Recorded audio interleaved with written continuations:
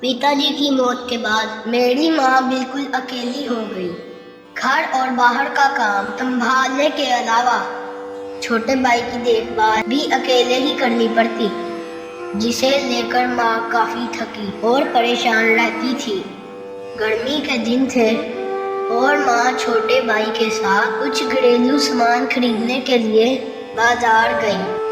वो दुकानदार अक्सर माँ को अजीब नजरों से देखता था और उसे परेशान करता रहता।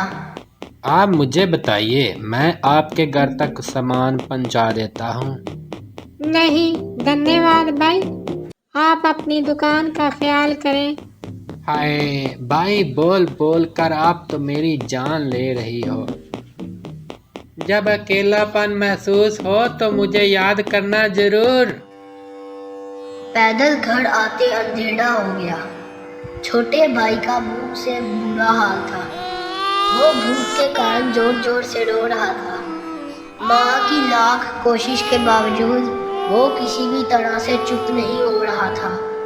माँ थक गई और सोचा कि कहीं बैठ के थोड़ा दूध पिलाती हूँ, और माँ एक पेड़ के नीचे बैठ गई, क्योंकि वहाँ देखने वाला कोई नहीं था।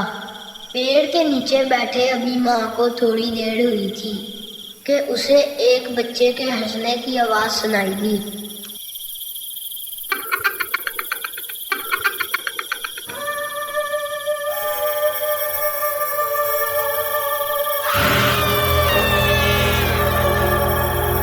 मेरी कोई माँ नहीं, क्या आप मेरी माँ बनेंगी? माँ बहुत डर गई और तुरंत छोटे भाई को वहां से लेकर घर की ओर चल दी। रात को जब माँ रसोई में काम कर रही थी तो छोटा भाई पास में बैठा रो रहा था, क्योंकि उसका खिलौना जमीन पर गिर गया था। एक मिनट रुको, मैं तुम्हें पकड़ा देती हूँ। फिर जब वो खिलौना पकड़ाने के लिए आगे बढ़ती है तो खिलौना अपने आप छोटे भाई के पास चला जाता है। माँ ये देखकर बहुत डर जाती है, इधर उधर देखती है, लेकिन वहाँ कोई नहीं होता। अगले दिन माँ फिर बाजार जा रही थी तो उसे लगा कि कोई उसका पीछा कर रहा है। माँ ने पीछे मुड़कर देखा तो वो ही बच्चा उसके पीछे चल रहा था। माँ बहुत डर जाती है, तेजी से चलने लगती है। आसपास कोई दुकान ना होने के कारण माँ को उसी बदमाश की दुकान पर जाना पड़ता। माँ को जब वो घूर रहा था तो वो बच्चा उसे देख रहा था। माँ के घर जाने के कुछ देर बाद उस दुकानदार की किसी ने हत्या कर दी।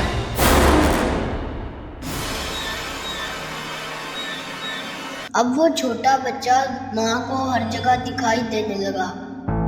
कभी छोटे भाई के साथ खेलता दिखाई देता, कभी कमरे में दिखाई देता, कभी उनके साथ बाजार जाता। माँ का डर के मारे बुरा हाल था। अब वो छोटे भाई की ठीक से देखभाल भी नहीं करती थी, क्योंकि वो डर के कारण दिन ब दिन अपना मानसिक संतुलन खोती जा रही थी।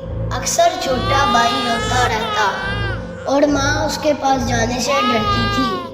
वो कमरे के कोने में छुपकर बैठी रहती। मैं अपनी माँ की ये हालत नहीं देख सकता था और अपने छोटे भाई को इस तरह रोते नहीं देख सकता था। इसलिए मैंने माँ को इस डर से हमेशा के लिए मुक्त कर दिया। मैं ही वो बच्चा हूँ जिसकी वजह से माँ की ये हालत हो गई थी।